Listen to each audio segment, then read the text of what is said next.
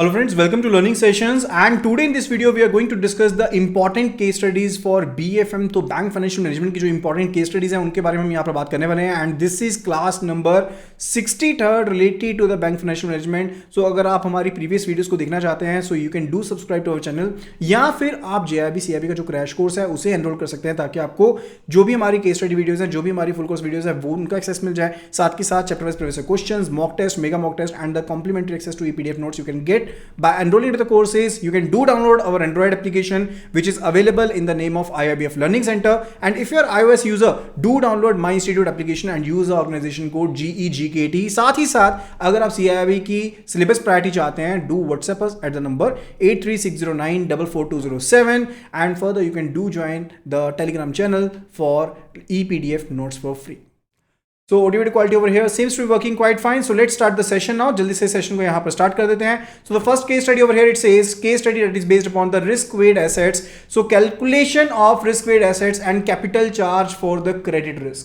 So we are provided with the outstanding balances under the different sectors, and accordingly we have to calculate we have to basically tell the percentage risk weightage and the risk weighted assets over there, and then we will be calculating the capital charge for the same।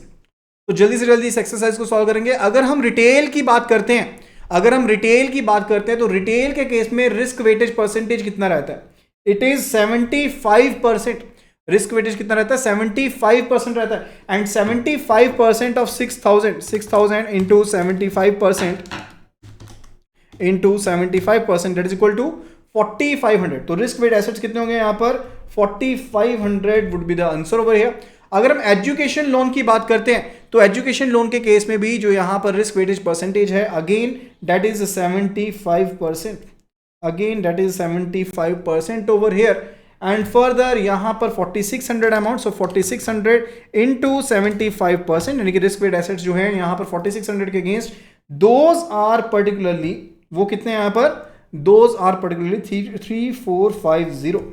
Those are 3450 over here। And further, claim on scheduled banks with CRAR is equal to 10.74%, जहां पर CRAR यानी कि आपका कोई claim है scheduled commercial bank के ऊपर जो जिनका CRAR यानी कि capital risk wait asset ratio जो है वो यहां पर 9% से ज्यादा है, उसके केस में जो रिस्क वेटेज रहती है डेट इज 20%। वो कितनी रहती है? 20% रहती है। So 20% of 8000 that is equal to what? That is equal to 1600। That is equal to 1600। अगर पर्सनल लोन की बात करते हैं तो पर्सनल लोन के केस में रिस्क वेटेज जो है वो यहां पर चेंज हो चुकी है। पहले ये 125% थी, बट नाउ इट इज 100%, तो इट विल बी पर्टिकुलरली 3000। तो ये 3000 हो जाएगा। अगर हम अनसिक्योर्ड आपके स्टाफ लोन की बात करते हैं तो इनके केस में जो परसेंटेज है that is 75%। Risk weight percentage है 75%। So 5000 into 75% that is equal to 3750। That is equal to 3750 over here। And further अब बात आती है हाउसिंग लोन के बारे में। अब हाउसिंग लोन के केस में ना दो क्राइटेरिया है। एक क्राइटेरिया तो हमारे पास ये है कि जहां पर आपके पास लोन टू वैल्यू रेशियो जो है वो 80% तक है या 80% से कम है, वहां पर जो रिस्क वेटेज परसेंटेज है डेट इज 35%। एंड अगर वो आपके पास जो LTV रेशियो है वो आपके पास 80 से ज्यादा है, अप टू 90 है, तो वहां पर 50% है। ठीक है, तो यहां पर 35% कंसिडर करेंगे 3000 का। So 3000 into 35% that is equal to 1050। That is equal to 1050। Then it is equal to credit card receivables. Credit card के केस में परसेंटेज क्या है? रिस्क वेटेज क्या है? It is 125%। It is 125% over here. And further यहां पर 125% के हिसाब से अगर हम कैलकुलेशन करते हैं 6400 का, 6400 इंटू 125% दैट मेक्स इट 8000। तो हमारे पास आ जाता है 8000 के equal. Against commercial real estate, तो CRE के अगेंस्ट, कमर्शियल रियल एस्टेट के अगेंस्ट जो परसेंटेज है डेट इज 100% ओवर हियर। वो 100% है। तो आपको देखिए आइडिया यहां पर रखना पड़ेगा कि किस केस में कितना है। तो यहां पर directly it will be 5300। Then it is equal to staff loans secured by the terminal benefits, यानी कि टर्मिनल बेनिफिट्स के अगेंस्ट जो स्टाफ लोन है वहां पर जो रिस्क वेटेज परसेंटेज रहता है डेट इज 20%। That is 20%। तो 20% के साथ यहां पर हमारे पास बनेगा 1200 के इक्वल यहां पर बन जाएगा। Then is equal to consumer credit. Consumer credit पे पहले 125% था, now it is 100%। Now it is 100%, तो यहाँ पर 100% के हिसाब से हम लिख देते हैं that is equal to what, यहाँ पर ये 1800 ही रहेगा, that is equal to DICGC। देखिए DICGC के केस में डायरेक्टरेट जो आपके पास है क्रेडिट गारंटी के लिए है, उनके केस में 0 है, सो इट विल बी 0% है, तो 0 क्रेडिट आपके पास, रिस्क वेटेज भी यहां पर 0 ही रहेगा। ECGC के केस में इट इज 20%, ECGC के केस में इट इज 20%, सो आपके पास जो RWAs बनेंगे those will be equal to 1500 into 20%, it is equal to 300 over here. And venture capital fund VCF के केस में अगर देखें तो it is 150%, not 125, it is 150% over there, so it will be what, it will be equal to 3600, तो 3600 बन जाता है। तो टोटल आपके पास जो रिस्क वेट एसेट्स हैं, तो आपने इनका टोटल करना है, so we will take a total of it, that is 4500 plus 3450 plus 1600 plus 3000 plus 3750 plus 1050 plus 8000 plus 5300 plus यहां पर करेंगे 1200 plus 1800, that is equal to 3000, and further 3600 plus 300, that is equal to 3900, that makes it 37550। तो यहां पर जो total आ रहा है हमारे पास, that is 37550 over here। अगर कैपिटल चार्ज हम देखते हैं 9% के हिसाब से, इंटू 9% कर देंगे, that will make it 3379.5, 3379.50, that is particularly the capital that you need to maintain over here, and that will be the answer over here। तो यहां पर जो ये परसेंटेज रिस्क वेटेज है, आपको इनका ध्यान रखना पड़ेगा, आइडिया रखना पड़ेगा, एंड उसके अकॉर्डिंगली ही you can do solve the question over here. Okay, now let's move to the next case study over here. It's related to the RWA and the capital charge. फिर से ये case study जो है वो risk weight assets and capital charge के ऊपर based है। So calculate the risk weight assets and capital charge for the market risk. Okay, तो हमारे पास यहां पर सिक्योरिटीज दी गई हैं, सिक्योरिटीज का अमाउंट दिया गया है, उनके अगेंस्ट हमने यहां पर कैपिटल चार्ज बताना। तो जितनी भी आपके पास कैपिटल, आपके पास सिक्योरिटी होती है ना, आपके पास उतना ही आपके पास क्या रहेगा, आपने चाहे सिक्योरिटीज सेल की हैं चाहे परचेज की हैं, उतना ही अमाउंट ऑफ कैपिटल चार्ज आपके पास रहता है। यानी कि इसके केस में कितना रहेगा, 1200 तो 1200 रहेगा, then 1000 and then further 1500, then 1700। And जब हम बात करते हैं यहां पर फॉरेन एक्सचेंज ऑथराइज्ड लिमिट के बारे में, when we do talk about the foreign exchange authorised limit, in that particular case you need to understand one thing. तो इस केस में पर्टिकुलरली फॉरेन एक्सचेंज जो आपके ऑथराइज्ड लिमिट होती है वही कंसीडर होती है। देखिए, जो एक्चुअल होल्डिंग होती है वो नहीं कंसीडर होती कैपिटल चार्ज के लिए। आप जो यहां पर आपके पास ऑथराइज्ड लिमिट है उसी को आप यहां पर कंसीडर करते हैं। So we will not be considering this one, we will be considering it as 10,000 ही इसको कंसीडर करेंगे ये वाली लिमिट को, एंड उसी के हिसाब से जो कैपिटल होगी फाइनली आपको वो मेंटेन करनी होगी। ओके, फर्दर इसके बाद आगे चलते हैं। इट्स रिलेटेड टू गोल्ड की जो ऑथराइज लिमिट है एंड एक्चुअल जो गोल्ड की होल्डिंग है। तो देखिए यहां पर जो एक्चुअल गोल्ड की होल्डिंग है वो आपकी ज्यादा है, एक्सीड कर रही है टू द ऑथराइज लिमिट, तो आप यहां पर जो होल्डिंग है उसी को कंसीडर करेंगे, यानी कि जो एक्स्ट्रा अमाउंट आपके पास उसी को आप यहां पर कंसीडर करने वाले हैं पर्टिकुलरली। ठीक है, तो यहां पर कैपिटल चार्ज जो गोल्ड के अगेंस्ट आपको देखेंगे, कंसीडर करेंगे, दैट विल बी 6000। तो 6000 के लिए यहां पर कंसीडर करेंगे। ये 10,000 को यहां से उठा करके मैं लिख देता हूं पर्टिकुलरली थर्ड कॉलम पे, जो पर्टिकुलर कॉलम बना हुआ है। तो यहां पर मेरे पास जो total amount of capital charge आ गया वो कितना हो गया, that is actually equal to what, 1200, जो मेरे पास 1200 है, plus 1000 plus 1500 plus 1700 plus 10,000 and further plus 6000। ठीक है, तो ये मेरे पास यहां पर टोटल जो कैपिटल चार्ज है वो हमने कैलकुलेट कर लिए टू बी 21,400। ओके, यहां पर कैपिटल चार्ज कितना 9% के साथ है, सो मल्टीप्लाइड बाय करेंगे इसको 9% के साथ, that is 1926। And risk weight assets particularly कितना होगा, जो RW है वो आपके पास कितने हो गए, वो आपके पास आ गए यहां पर 21400 हो गए, 21400, that are your risk weight assets over here. Is that clear? तो इस तरह से आप क्वेश्चंस को इजीली सॉल्व कर सकते हैं। आपको एक चीज ध्यान रखनी है कि ऑथराइज लिमिट को ही आपने कंसीडर करना है, but if the actual holding is greater than that of the authorise limit, तो उसके केस में आप जो होल्डिंग लिमिट है उसे हम कंसीडर करेंगे। ओके, तो उसके केस में होल्डिंग लिमिट को हम कंसीडर करेंगे। So that would be related to this particular case study. So now let's move to the next case study. It's related to the RW and the capital charge for operational risk. So हमें यहाँ पर operating profit, operating income या फिर जो gross income है for the different years that is provided to us. So for 31st March 2015, 2014, 13, 12 and 11 we are provided with the data and we need to calculate the amount of capital charge. ठीक है, तो capital charge का जो amount है वो हमने यहाँ पर कैलकुलेट करना है. तो what would be the answer accordingly.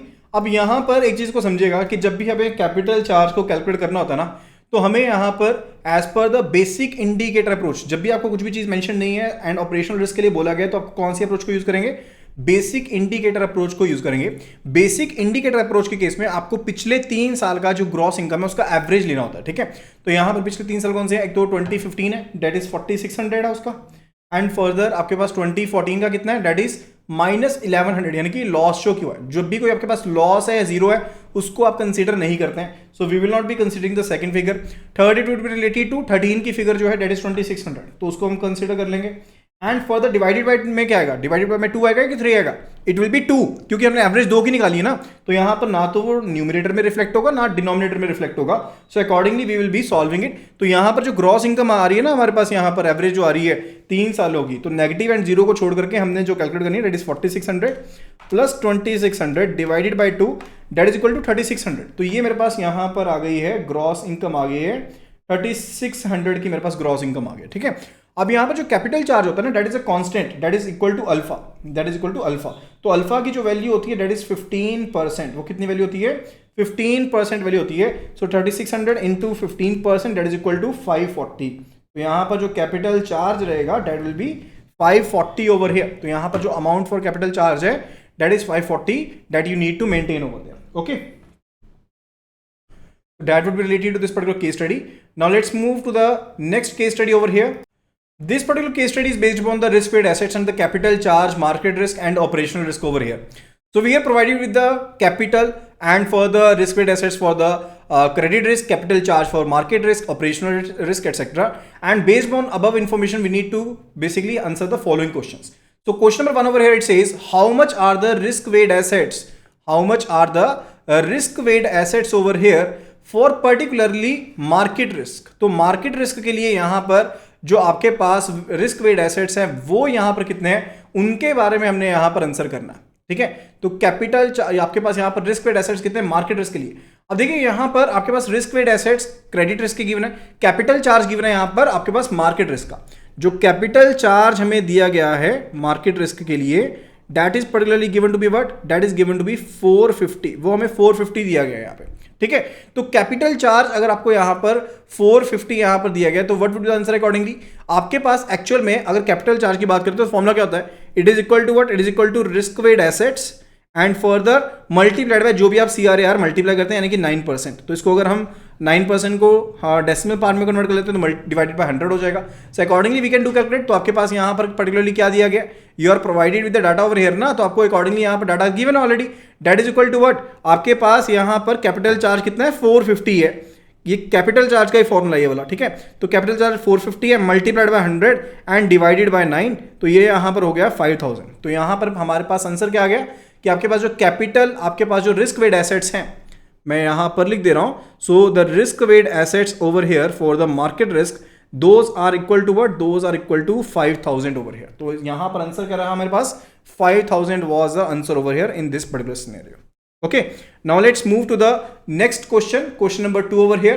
It says how much are the risk weighted assets for market operational risk. तो हमें यहाँ पर risk weighted assets देखने हैं कि आपके पास ऑपरेशनल रिस्क के लिए रिस्क वेट जो एसेट्स हैं आपके पास पर्टिकुलरली वो यहाँ पर कितने हैं.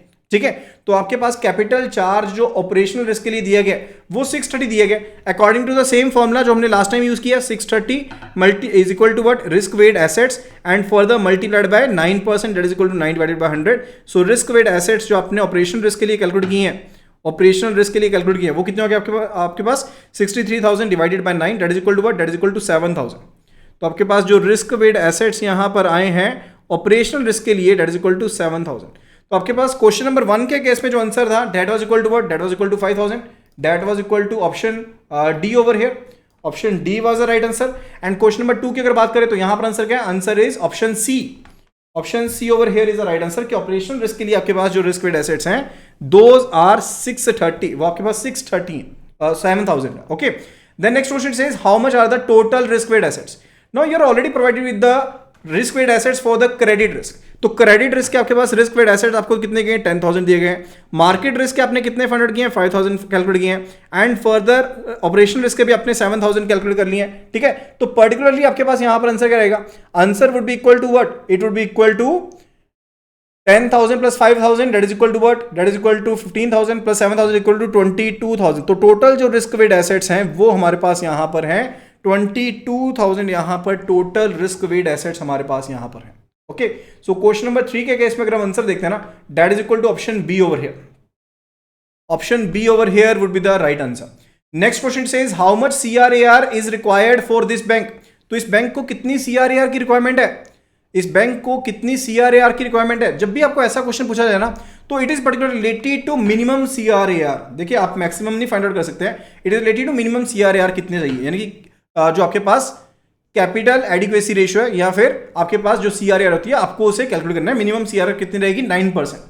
क्योंकि अगर आपको कोई भी बैंक मेंशन नहीं, विल बी कंसीडरिंग कि ये इंडियन बैंक है एंड इंडियन बैंक के लिए यहां पर रेगुलेटर के द्वारा कितनी दी गई है, इट इज 9%। ठीक है, तो यहां पर 9% किसका रहेगा, it will be 9% of the total risk weight assets. जो मेरे पास यहां पर टोटल रिस्क वेट एसेट्स हैं उनका 9% रहेगा। ठीक है, so it will be 9 divided by 100 multiplied by 22,000 over here, multiplied by 22,000 over here. तो अकॉर्डिंगली आप आंसर कैलकुलेट कर सकते हैं ना यहाँ पर, that will be equal to what, that will be equal to 9 into 220 that is equal to 1980, that is equal to 1980। यानी कि यहां पर आपको जो पर्टिकुलर यहां पर CRAR रिक्वायर्ड है, जो कैपिटल रिक्वायर्ड है वो कितनी है। देखो अगर तो आपको बस यहां पर परसेंटेज दिया होता तो 9% आंसर होता, लेकिन यहां पर आपको फिगर्स दी गई हैं तो वी कैलकुलेटेड इट। ठीक है, इनटू द फिगर्स, तो यहां पर 1980 crore, that is option C over here would be the right answer. तो आंसर क्या रहेगा यहां पर, ऑप्शन सी जो है यहां पर, that would be the right answer. Is that clear? Now let's move to the next question over here। जल्दी से नेक्स्ट क्वेश्चन की तरफ मूव करते हैं। It says how much is the CRAR of this bank. इस bank का CRAR कितना है, इस बैंक का। देखिए जब आपको पूछा कि CRAR कितना होना चाहिए तो पर्टिकुलरली हमने बता दिया, लेकिन अब यहां पर हमने बताना है कि इस बैंक के पास कितना कैपिटल मेंटेन्ड है। CRAR या फिर CAR, capital risk wait asset ratio, या CAR का जो फॉर्मूला होता है ना, that is quite simple. CAR ये कह दे या फिर CRAR कह दे, एक ही चीज होती है। इसका जो फॉर्मूला है that is actual equal to what, कि जो भी आपके पास कैपिटल मेंटेन्ड है, कैपिटल दो तरह के कंपोनेंट होते हैं, टीयर 1 एंड फर्दर टीयर 2। तो आप टीयर 1 टीयर 2 कंपोनेंट लिख देंगे and further divided by the total risk weight assets over here. तो आपके पास यहां पर क्या चीजें गिवन है, टीयर 1 कैपिटल कितनी गिवन है, इट इज इक्वल टू 1500। आपके पास जो कैपिटल गिवन है टीयर 1 1500 है, टीयर 2 की कैपिटल कितनी गिवन है, 800 के इक्वल गिवन है, तो यहां पर 800 हो गया। And total risk weight assets we already calculated it to be 22,000, यहां पर हमने कैलकुलेट किए। तो देखिए रिस्क वेट एसेट्स आपके पास क्रेडिट रिस्क ऑलरेडी गिवन थे, इसके अगेंस्ट हमने कैलकुलेट किए थे। मार्केट रिस्क के लिए कितने कैलकुलेट किए थे, 5,000, and for the operational risk के लिए हमने कैलकुलेट किए थे 7,000। तो यहां पर टोटल कर लिया हमने, that was basically equal to 22,000 if you remember over here. Okay, so यहां पर आंसर क्या रहेगा, 2300 divided by 22,000 and that is equal to what, that is equal to 10.45%। Multiplied by 100 कर देंगे परसेंट में कैलकुलेट करने के लिए, so it is 10.45%, that would be the answer related to this question. ठीक है, तो आपको यहां पर क्वेश्चन में कोई भी प्रॉब्लम नहीं होनी चाहिए, दिक्कत नहीं होनी चाहिए। So let's move to the question over here. यहां पर देख लेते हैं क्वेश्चन का आंसर क्या है, कौन सा ऑप्शन सही रहेगा, it will be option C over here is the right answer. Option C over here is the right answer कि आपके पास जो CRAR है इस बैंक का particularly, that is 10.45% over here. Now let's move to the next question. It says if tier 2 capital of the bank was 2,000 crores, how much is the CRAR of this bank? अगर आपके पास tier 1 जो है वो तो यहां पर आपको दिया गया 1500। ठीक है, तो यहां पर मैं इसे रब कर देता हूं इस डाटा को। ठीक है, तो पर्टिकुलरली अगर मेरे पास यहां पर जो CRAR है वो यहां पर गिवन, लेट्स से यहां पर जो CRAR है वो यहां पर कितना गिवन है, that we need to calculate over here. And formula क्या होता है CRAR का, जो भी मेरे पास कैपिटल है total and further divided by the risk weight assets, that is the formula related to the CRAR।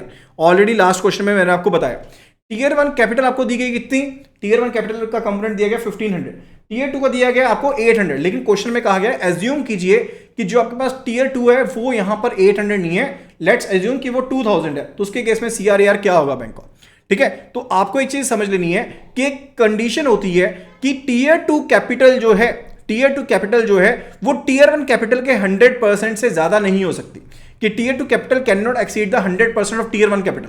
तो टीयर 1 कैपिटल का 100% कितना है, 1500 है, यानी कि टीयर 2 कैपिटल मैक्सिमम कितनी हो सकती है, 2000 में से कितनी कंसीडर कर सकते हैं हम CRAR के लिए, सिर्फ और सिर्फ 1500 ही हम कंसीडर कर सकते हैं CRAR के लिए, ठीक है। So it will B 1500 plus 1500 and risk weight assets तो सेम ही है, उसमें तो कोई भी चेंजेस नहीं है, दैट इज डिवाइडेड बाय 22,000। तो अकॉर्डिंगली हम यहां पर आंसर को कैलकुलेट कर सकते हैं। So it will be 3000 divided by 22,000 that is equal to 13.63%, multiply by 100 कर देंगे, दैट इज इक्वल टू 13.363%। तो यहां पर आंसर जो है अकॉर्डिंगली आप कैलकुलेट कर सकते हैं। तो बस वो सिंपल से कंडीशन अपने माइंड में रखनी है कि आपके पास जो टीयर 2 कैपिटल होती है वो यहां पर टीयर 1 कैपिटल का 100% से ज्यादा नहीं हो सकती है, उसके अकॉर्डिंगली आप यहां पर आंसर पोस्ट कर देंगे। So option B over here would be the right answer. I hope कि आपके डाउट सभी यहां पर क्लियर हो गए होंगे। तो अगर आपको ये वीडियो पसंद आई है तो वीडियो को फटाफट से रेट कर दीजिए। वीडियो को लाइक करना, शेयर करना टोटली फ्री है, लेकिन इसी से एक चीज इंक्रीज होती है। पहली चीज, हमें मोटिवेशन मिलती है कि हम आपके लिए डेली बेसिस पर ऐसी वीडियोस लेकर के आते रहें। So do like and share this video and if you want to get the full course videos तो लिंक ऑलरेडी डिस्क्रिप्शन में भी गिवन है, यहां पर स्क्रीन के ऊपर भी अवेलेबल है एंड यहां पर मैं लिंक भी देता हूं, that is https:// and further linktre.ee/LSIIBF। तो ये लिंक है पर्टिकुलरली, इस लिंक पर विजिट करते हुए आप यहां पर कोर्सेज में एनरोल कर सकते हैं, या फिर आप हमारी एंड्रॉइड एप्लीकेशन जो कि IIBF लर्निंग सेंटर के नाम से अवेलेबल है उसे डाउनलोड कर सकते हैं। And if you are iOS user तो माई इंस्टीट्यूट एप्लीकेशन को डाउनलोड कर लीजिए and use the organization code GEGKT so as to enroll into the courses. So that we already did this particular video. Thank you so much and see you again in the next video tomorrow.